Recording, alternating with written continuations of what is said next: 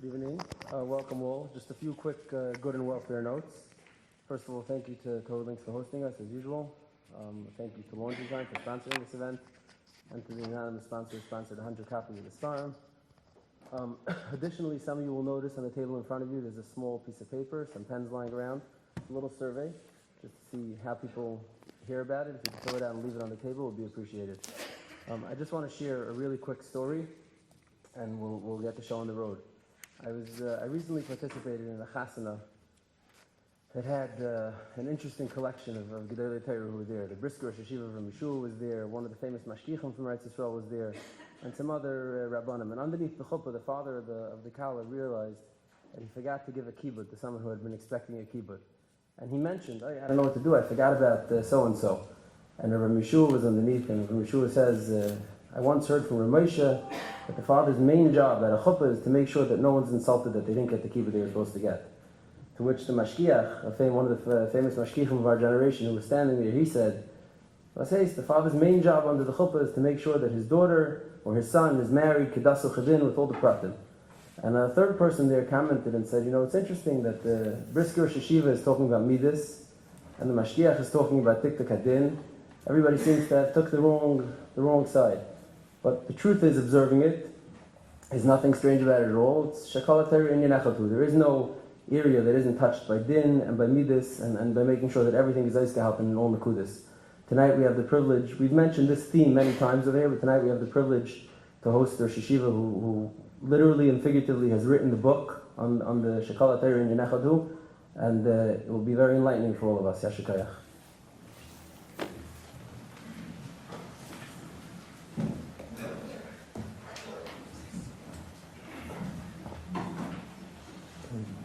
Good evening. I'm not familiar with the tzibur, so it's hard always to speak about something that would be relevant and know everybody's sugya. But I understood in the general rubric of outside the yeshiva, kasa yeshiva, and so on, and we tend to think of specific challenges, problems, issues, but it would be best if we could think of a certain shoresh, a certain, what I think is a root and issue. In the parasha, it says Bilam was, he said, Matov Alecha, and Rashi says, brings the Chazal, that Al Sherua Pischeim She'in Mechuvvanim Zeh Mul Zeh. He looked around and he saw that their openings, their doors weren't facing each other, and b'meila he was prompted to give this bracha. Now, the pshat and what that means is that they weren't nosy. People like to look and see what other people are doing. They're nosy, they gossip, they say this, they say that, lashon hara, ayin hara, whatever. But it says, similarly Chazal said, Rashi brings, that mitoich the berchoseim of Bilam, mitoich berchoseim, you know what his klolos were. He wanted to say the exact opposite, and he had to give a bracha. Matov Alecha Yaakov Shasai Yisrael is the Batimidashiyas and Baknesiyas. So he looked around and saw them. He wanted to be mekalalit, and instead he was mevarechit. So what shaykhis does that have with pischeim mechuvanim?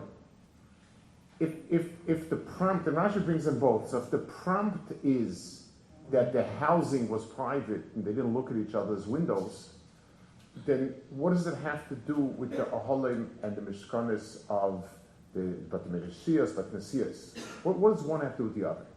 That's really the Nekuda. So I wanted to think the following.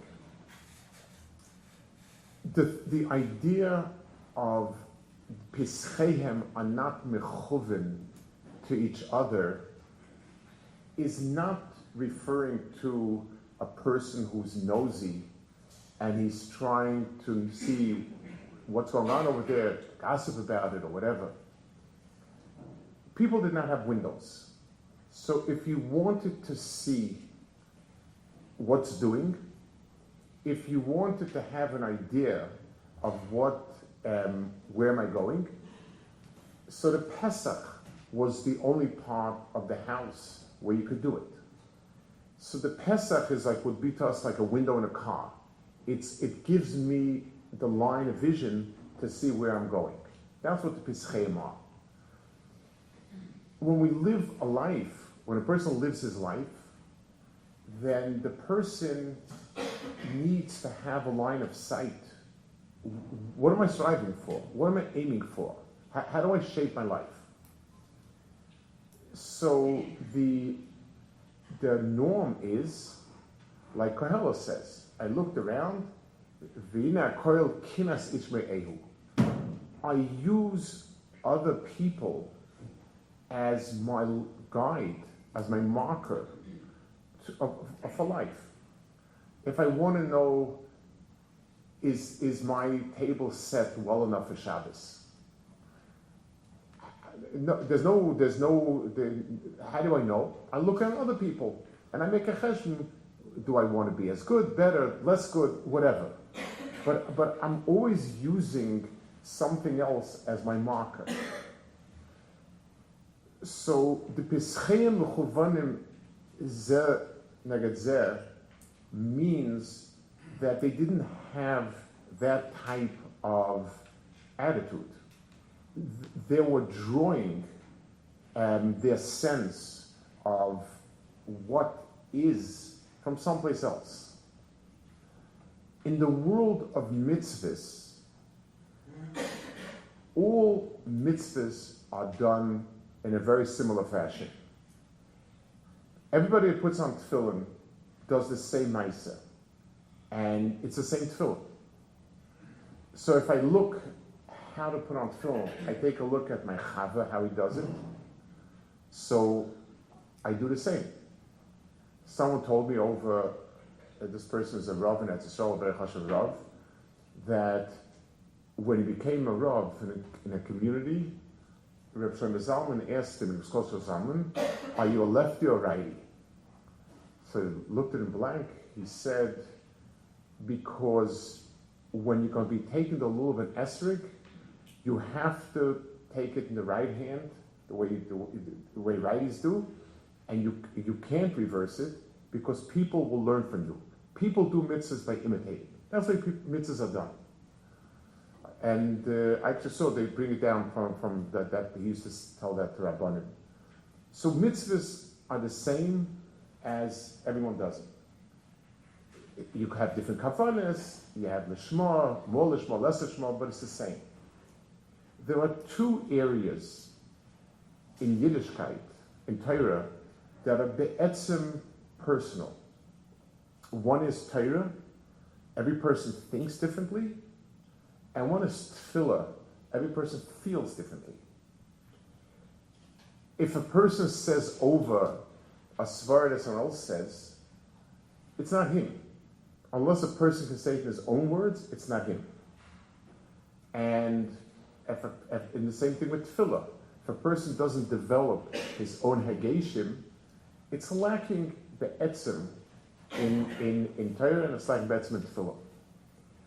So if we're to ask ourselves, what are the two areas in Yiddishkeit that require a pnimius, a self? The answer would be Torah and tefillah. So if the Pesachim would yes be mechuven zeh, and their whole sense of their Yiddishkeit would be what the other person is, then there wouldn't be any but Knesias and but Medrashas. There would be plenty, but they would be shells. They would just be people going through the motions. When he saw that each person drew from someplace else, the Pesachim were not mechuvanis, that means they have but the Medrashiyas and but Knesias. And therefore, if that's what he wanted to curse, And that's where he ended up. Instead, HaKadosh Baruch Hu made him say, Ma tova alecha. I want to take this nekuda, this idea, and think about it. If we're to ask ourselves, the big challenge is what the Goyim think is the big mile of today's dor. Our interconnectivity is extraordinary. Well, yes, having close friends is great. Being a Siamese twin is horrible. The fact that you have no time when you can be with yourself, and you have no mindset to be with yourself, because everything is supposed to be everywhere with everyone. So that means basically we're a shell of a person. And the place where it's pagea, so mitzvahs you can do like that. Torah and tefillah are two places that require a self. I need to be able to think through something on my own and be able to put it in my words and understand it the way I understand it. I need to be able to think about things. Musa is not what you hear. Musa is what you think. Tefillah you can be ma'ira through many things, but at the end of the day, it's the ability to spend time with myself and HaKadosh Baruch Hu and my heart. And if we lack that, then we don't have it. The ahalecha and the mishknei that this is our own personal ohel and mishkan, we don't have. I think that's that's possibly the challenge of our day. It's a challenge for everyone, but certainly if a person is kosher with the world around, and he has to be kosher. You know, the nature of doing business is, yes, to be connected. But the being a person means levada. Learning to carve out time when you with yourself. When you it's not just you cut off from the world, you're with yourself, and you can sit and think through something and be able to feel something. Tefillah is supposed to be a time when I can stand, and just be able to feel the hargashas that I have vis-a-vis each thing I say. Torah is a time when I have that. Rav Hutner used to be annoyed at people that learned all the time b'chavrusa. And he would say, his way of saying things, he would say, dining together is very pleasant, but digestion is a very personal process. Being able to take things and think them through. So it means on a practical level that a person turns off whatever connectivity he has when he walks in Beis Medrash or he walks into Beis Knesset. And he doesn't do it. We shouldn't do it because we have to do it. We should do it because I'm now stepping into my personal Beis Hamikdash. I'll be able to take care of myself. It's me and HaKadosh Baruch Hu, because there's nothing else around. I'll be able to think through things myself and make those decisions. Even in halacha, so that a person learn through a din himself and understand how I would pass in this. Now, if we're not higil le'ira, we'll ask a shayla and we'll do exactly as we're told. But the difference between doing it as a robot or doing a duch and saying, this is what I took a duch and it seems to me like this. I'm overridden. But to be able to have that sense, this is the way I understand this sugya. This is the way I understand what the pasuk is telling me. And to do it for yourself. not because you need to say it to somebody, not because you have to present it. It's because I need to build my own world. In many ways, I think it's a key to so many other points. So much else, once we're in a position to think things, to make our own decision. Many things that we sort of sweep along because, they say it's okay. That's, the problem is not the second half of the sentence. The problem is the first half. What's they say? Let me talk to the Shiloh, let me understand it, let me ask, let me figure out what I think is the right thing to do. The doing, that Torah we get swept along, that tefillah we sort of ride on the coattails of a nice choir, nice singers, or whatever it is, that itself is where a problem starts. So I think a ha'ara for us to be able to it's a key to unlocking ourselves. It's something that is really a challenge, I think, because of everything that we have today. It's a big challenge. And it's something that once a person discovers it, it becomes not a burden, but it becomes a tainug. I'm able to sit and to work it through myself. It means not only a cell phone, not only a device, it means even my sense of things. If I come into a shul, there's a shul is a tzibur, and after davening, there's a tremendous maila in connecting, and it's wonderful. We have kiddushim, we have meeting people, but when I'm in shul, I connect with myself. And connect with myself means I'm disconnected from other people. I don't come in looking to see was tutzach. I'm coming in to be with myself and HaKadosh Baruch Hu. And instead I come to learn. I'm coming in to be with the Gemara and myself, my Chabusa. But the point is, it's something, understanding the positive sense of finding your own pneumius, that Ein Pischem Chovanes Zilazum means that we have our own vision, our own sense of things, but the Knesias and but the Shias of Klal Yisrael are built on that midah of Ein Pischem. So that's a machshava, to remind, I feel, is every person, it's something that is, it's a davar type. Yeah. Yeah.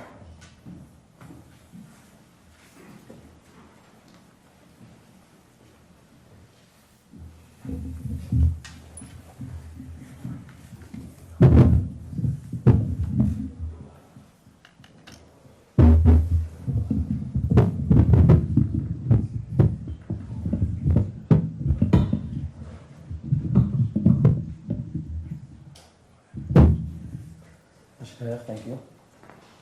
Like I said, I just want to, people submitted a couple of questions in advance. We'll try to go through them. Many people feel that to be successful in business, they need to be tough, aggressive, and sometimes not act in the way that would behoove a frum Jew to act. They'll point to successful role models who have done the same to achieve success. Is there a general hashkafa and an ideal that the Rashiva could explain to us about being successful and maintaining our identity in the workplace? So it's obviously it's a very difficult question because it's something that is it's something that in individual situations, individual people, but one or two guidelines. The Chavetz Chaim wrote Sfarim for people that would be going to America, going to the army, different Sfarim of Kitzurei Halachas that, if you don't have access to a Mayra and you're really stuck with the Eved, that a few of his Sfarim have that. One of them, I think, is for people going to America, if I'm not mistaken. He tries to give a comprehensive overview of halachas, and in Chosh Mishpat, he writes a few basic klolim that he feels is shabachol nefesh, and then he says one of them, anything that if you were on the other side of the table, if somebody acted to you that way, you would have tightness against the person. That's aser al svaravterecha kamecha. In other words, V'ahavta Kamocha is a mitzvah. Marasana loch lesav lechavroch. If a person were acted upon in the way he's acting, how would you react? You would say this person is an animal. You would say this person is heartless, or whatever it is. Then it's wrong. It's asa. Now, obviously, we usually tend to think we give ourselves credit. We say, "Nah, I would never act this way." It's not. But at the end of the day, I don't mean it. We have ways of excusing ourselves. But it's an aleph. And the second thing is, a person needs to say to himself, if I think it's not right, then I shouldn't do it. There's a difference between standing strong on if a person sets a price, for instance, and I don't want to move from the price, I'm not mechuyev with the price. But but a lot of things that accompany it, a lot of the acrid smoke, whatever it is with it, a person should ask himself, do I really think that this is something that's right? And if the answer is no, then you need to try to think other ways around it. So one gauge is if the tables were reversed and someone else was at you, how would you feel? Two, if it bothers you, then it's something that you really need to think long and hard about. Should you do it or not? Now, obviously, the difference between chesed to business to being nasty, in yeshivas we have just chesed or not chesed. So you can be giving more and this and that. We don't have a chinuch, just mitzias like that, where a person is doing business. My job is to profit on this and to profit, reasonably and so on. But the difference between that and acting in ways that are less befitting is something a person needs to think, needs to mull it over and consider it. There's no way a bland question from the outside could be answered, but it's something a person should sit and think back, did I act right or not? If the answer is you always acted right, then you're wrong. If the answer is sometimes some of the things I have, I don't feel good about it, then try to categorize and make yourself a klal what to stay away from and what to go into. It's very individual. Is there room for chesed in business? What? Is there room for chesed in business? There's room in the framework of chesed, like the Rambam says, of giving somebody a job, giving somebody a deal if the person can keep it. It has to be, it's important that it be kept clear, the lines are clear. Because, like we have in halacha, by mishpat, a dayan is not allowed to favor a poor person. This person is a millionaire, and he's being taveh $5 chay from some schlepper. So the dayan is not to say, be ashamed of yourself, what's $5 you? The dayan has to say the $5 belongs to you, but I would like him to give you chesed to give it to that person. It's important because what happens is if you muddle the lines, then you learn, then you don't act in ways that are mishpat. For instance, let's give an example. If I give somebody a loan that is beyond what I should have given the person reasonably, whatever, because of the person's means and so on. But once I gave it, then but I feel he owes me a favor. But that's not 100% Torah. It touches on ribbis. So being able to do things in a way where it's clear what's business, what's chesed, and yes, giving a person a job when he needs it is important. But if you have doubts about the person being able to perform it, then you're ending up trapping yourself, and you'll hire a person and you'll cause him enough agmas nefesh, and cause you agmas nefesh, that a lot more sinner will come out than ava. So it needs to be thought about soberly. One more question along this line. As an employee, there's a certain amount of deference that you have to show to your employers or superiors. Is there a way to maintain your self-identity, A, in regards to chanufa, and B, in regards to personal standards, where you don't want to get schlepped into someone else's lifestyle and standards? So, yes, you have to, like we said, if a person has time for himself, to think about it, thinking about yourself is important. It says, person should schlep in a veil in the shuk and not have to come out to other people.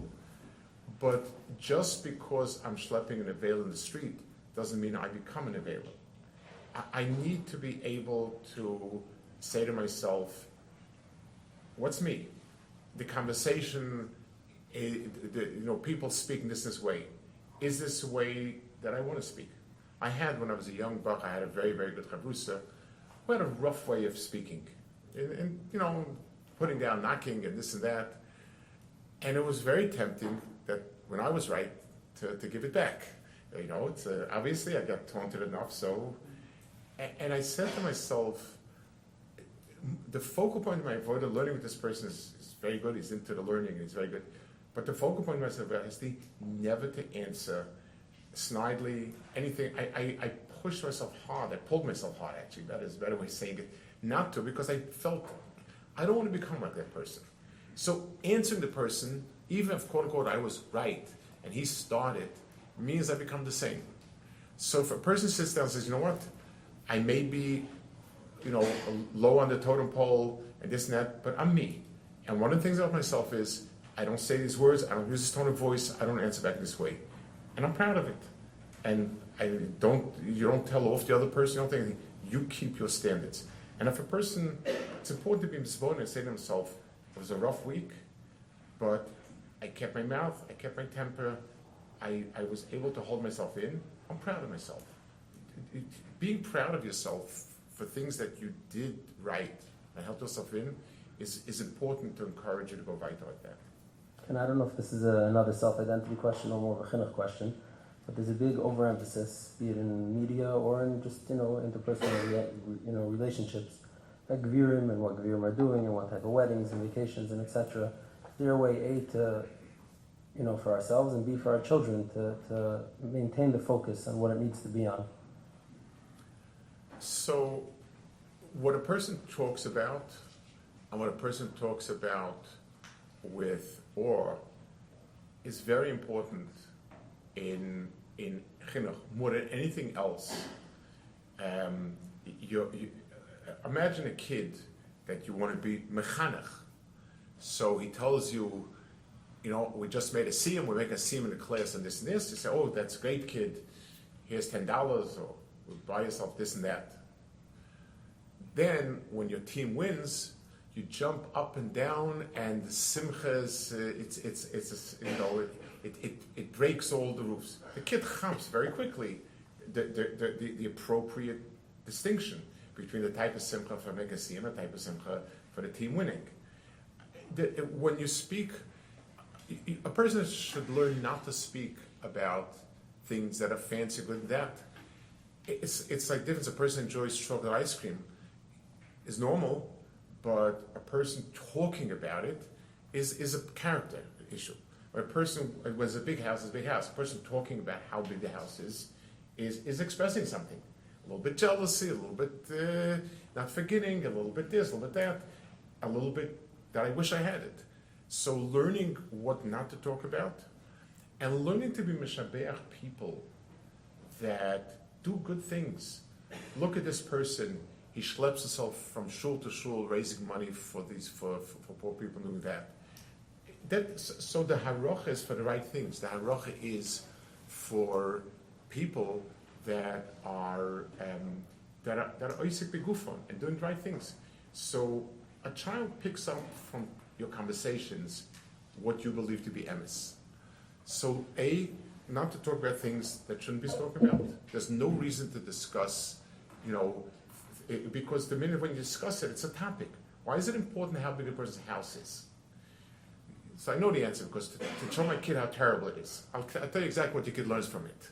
That if you don't have it, it's terrible, but hopefully we'll have it. That's basically the model lesson is it's either something you're zeicher to have, or it's something you can say Muslish was about. Those are the two possibilities. What's the negeh? It's not negeh.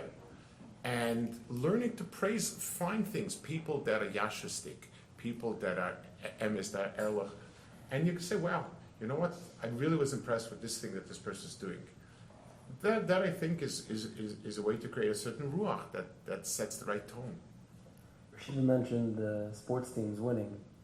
Are there, I know this is a broad question, are there kosher outlets that are acceptable in 2024 that the Yeshiva could talk about for us, for our children? I'm not so up to date. I'm still 1970. So it's obviously hard to say. It depends on the sviva, it depends on what people are doing, but I think one good measure is something that has a propensity for dragging you in and making it something that's going to schlep you in and get you emotionally tied up. It's like I always say, when kids go out to play a ball game, it's nice. It's very nice. They play a game, basketball, football, whatever they play, it's good. It's over and it's done with. But if it becomes a whole thing, it's a league and it's a team and it's this and it's that, so it takes your mind and heart away. So what you're trying to do is find outlets that, first of all, offer something, doing something physical, walking, hiking, swimming, biking. Those are things that at least give something physical to a child, or for a child that's gifted music or paint, whatever. So at least it's something that adds something, that's a preference. And two, not something that a person gets sucked up into. Some things are difficult. Music, a kid that's very gifted, it's not easy. But other things, I mean, the world of sports, it's an illusion created to suck people in for no reason. And it gives nothing, and it doesn't the world I'm talking about of spectator sports. So those are things a person should try to stay away from. She mentioned leagues for adults, for children even. It's too much of a... So again, I have a hard time with the exact. It says if it's a type of thing, it just gives a chetim to get the kids to go one day a week to play ball, so they have to have a particular league. If it's something that the kid, once the game is over with, it's done with, then whatever name you want to give it, you can give it. But if it's something that becomes a whole mitzvah into its own right, that's something that you want to stay away from. Okay, moving on to a different subset of questions over here. Unfortunately, we have all heard recent stories of frauds and Ponzi schemes. Many young families get swept up in investing in very risky places they don't belong. Is there should we be teaching basic financial literacy? Who should be teaching it? Where in the system is this supposed to occur to help people? So I think in general, financial literacy is very important. I mean, from A to Z, we, on the one hand, we stress bitachon and and so on. It's obviously an extraordinary focal point of Emunah is that there's bitachon Zevon Shalom, but we also have to give tools for everyone to live life. I think part of Chasanim, so it's hard in a place in a high school, in a school like in the girls' schools where they do teach Limudei Chol and so on. Having a course on financial literacy, understanding it, I think it's much more important than many other things that I learned. And it's important to keep you away from Averis. You know, it's understanding the realities of money and so on. I think for Hasanim it's important, understanding the realities, understanding where people get messed up, understanding where what you think is right is not right, and so on. And I think speaking about it at times when a person is, when people are ready to move on to a business world and on, understanding what's safe, what's playing with fire, what's playing with the devil. A lot of it, if the person was aware, A, of the technicalities, and B, of his own, of how much we're invested emotionally. A lot of it, if the person had seichel, was able to make the cheshbon, he would make it. But we're so tempted that we forget everything. So being able to talk about these things is also a part of it. It's hard to know where those things can come in, but I think when a person starts moving on and does want to enter the business world, I think finding a way to go through understanding why people get sucked into places they wouldn't want to. Is it our role as parents? It's a role as parent also. It's a role. I once spoke by our high school.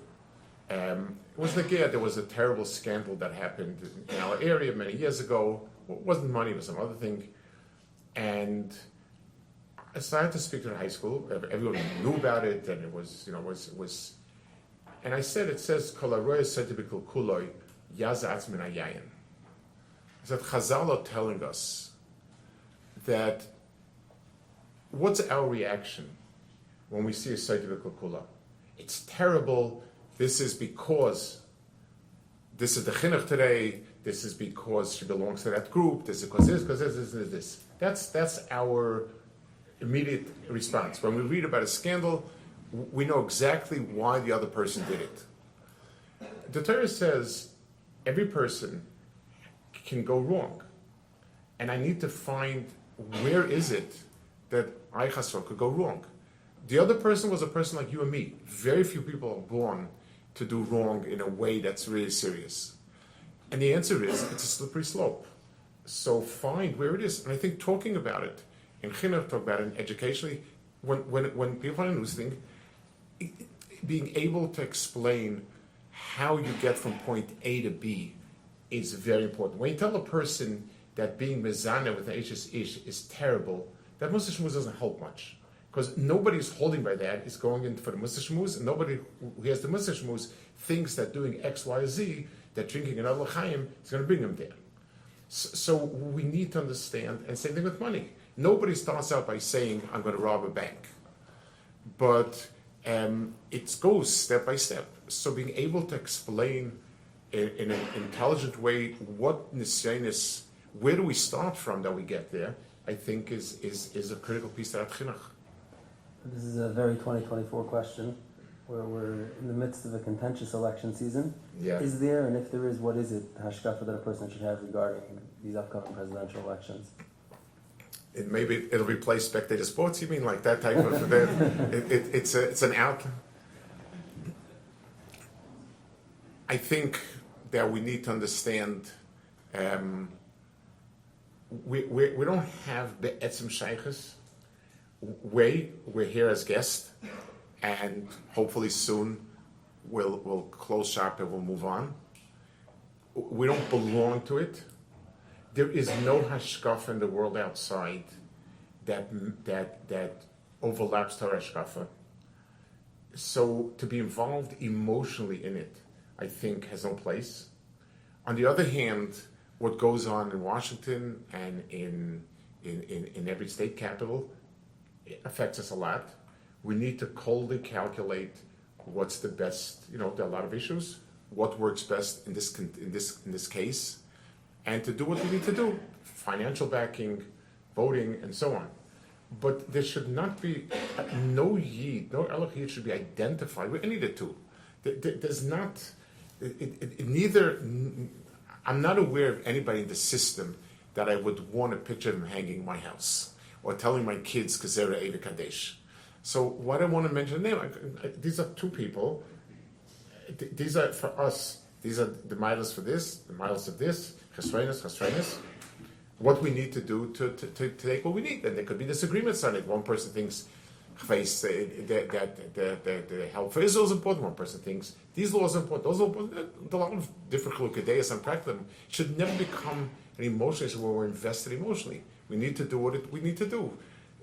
Help the different. If we in every election, whatever we think will work for us, we need to give financial backing and votes and make a cold calculation. What's important? Not to be involved in it in any way. Okay. A few questions about Hishtadlus, the limits of Hishtadlus. Yeah. The Chavos Halava says that if a person's business is suffering, he shouldn't necessarily change jobs because his livelihood comes from a Baruch Hu. How long should a person stay in a situation where he doesn't see profitability, or is there a cutoff to that?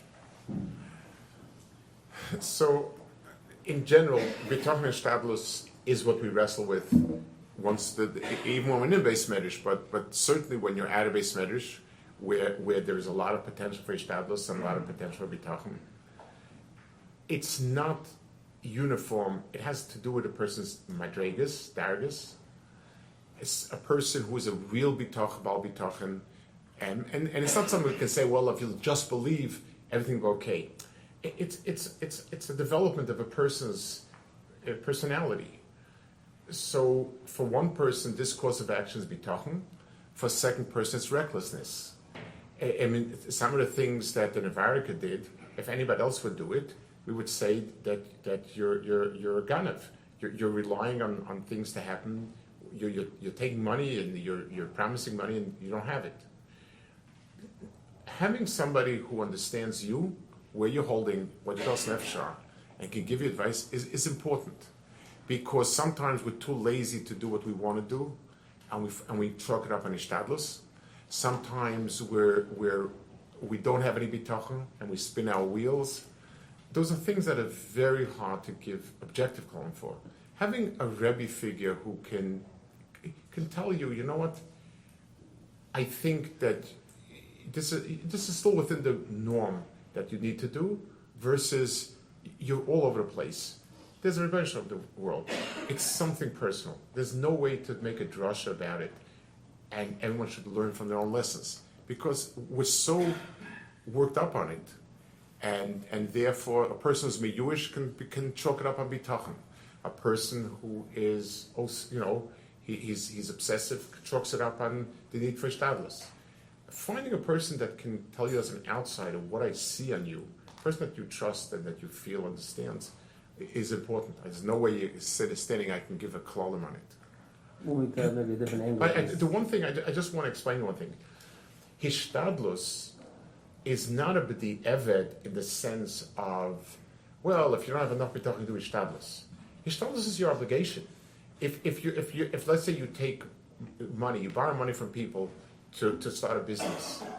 So the level of hishtadlus you have to do to make the business successful is being a nem on other people's money. You have a family to support. You have a chiyuv to go and to do something. Now, within that world, so you have to be sure that when you come after 120 and you say, "Vayishem, I had bitachon," he doesn't say no. You didn't want to roll up your sleeves to do something you didn't want to do. That's a dimmer cheshbon that we have to give. So hishtadlus is not b'di eved. Hishtadlus is a chiyuv. Bitachon can sometimes redefine what the hishtadlus is necessary, but we're talking about two Torah-dika things that we have to weigh and measure. Another element of this is there's different schools or davening by specific kvarim or different activities people engage in as a vehicle of hishtadlus. Is that the vehicle of hishtadlus? Vehicle of hishtadlus. I thought it was bitachon. Well, we're switching to the other angle here. So there are different chinuch. There are different worlds of chinuch people come from. The world of chinuch I came from, they were not into it at all. And I'll tell you what the issue becomes. So on the one hand, when people are into schoolis, it's mechazik emuna. You see that you did something that was not physical. It had no reason why it should heal or give parnasa or help with a shidduch.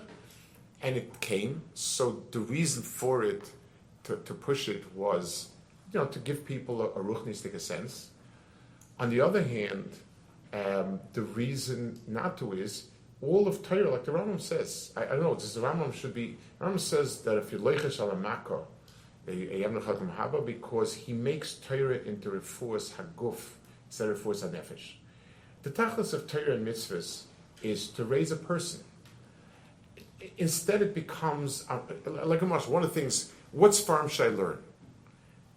What should dictate what farm I should learn should be hilchas Talmud Torah. It's also not specific, but again, I need to learn halacha. So this is the amount of halachas that will give me basic knowledge. I need to learn Muslim Ba'irmi. I need to learn Torah Shabbat Peh. That should dictate my Seder Yom for learning. But learning which safe as a schooler is distorting that. It's not. I should be. What should dictate my learning should be what is in line with what I need to learn. And so again, the world I came from, the schoolers were minimized, and they will try to live with the Shacharach for the Shacharach's sake. This is what you're supposed to do, because you're supposed to do this. Kadosh Baruch Hu is Ani Hashem Reifecha. Kadosh Baruch Hu, he does what's right. As the war in Eretz Yisrael grinds on, month after month, is there a specific hashkafa in regards to davening for the IDF, for the soldiers, for the people there? Maybe those are separate questions. I mean, I know what the Shaila say. Of course, you have to daven for everyone, and it's a problem because as time goes on, as you said, we lose that regish. We have to find ways. We lose that regish, but the people who are in Sakana, I mean, no one knows what the North will be tomorrow. 80,000 people don't have a home and are homeless in the North, and no one has idea what could be tomorrow. I mean, last time they rained missiles, I think 35 people were killed, and who knows?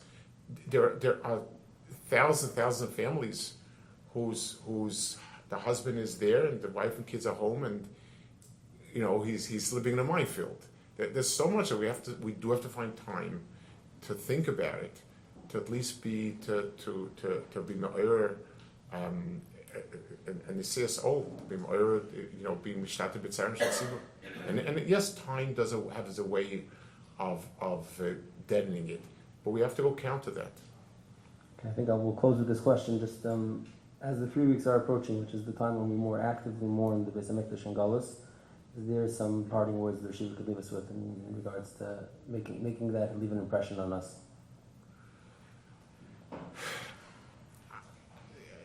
It should be that the 3 weeks should be a time when we have it. It's very hard when we speak in general terms, general strokes about, but the thing that we connect to the most are stories, personal stories, and I think being able to find things to read about people who are part of the, like what's going on in Israel, personal suffering, personal stories, to spend some time during 3 weeks learning, reading, and understanding that this is part of a big journey with HaKadosh Baruch Hu. We have a bris for HaKadosh Baruch Hu. The bris is HaKadosh Baruch Hu is there for us, and the bris is that HaKadosh Baruch Hu will not let us go in any circumstance, and we can't move past a certain point. And a lot of the churban HaKadosh Baruch Hu brings is to keep us there, to keep us back in the and to try to understand the frustration. The matzav now has been going on for 2,000 years, and just thinking about about different people's stories and sorrows in Eretz Yisrael now, and understanding this has been we Baruch Hashem are living in a bubble, but this was life, throughout our history. Understand that it's a long journey, and it's part and parcel of a bris that Kadosh Baruch Hu was curious with us. The bris includes that the Teichach Aleinu, and the bris includes that V'shav Hashem, the Kadosh Baruch Hu will bring us back again, and spending some time just thinking about the things like that will at least give us a feeling for it. I know the eights, then again, finding the time with yourself when you can spend a few minutes a week, even 3 weeks, spend a half hour or something reading something that brings you into a sense of person's churban, the Holocaust. It's easier, the Dor is that closer to us, we have an easy way to relate with it. And to think about the big picture. The big picture is that our relationship with Kadosh Baruch Hu is, He wants us, and He doesn't want to lose us. And the Teichach is there so that we can't get lost forever. There's always something like that. Hopefully, B'ez Hashem, it will come back again, B'ez Hashem. You've just experienced another Torah class brought to you by TorahAnytime.com.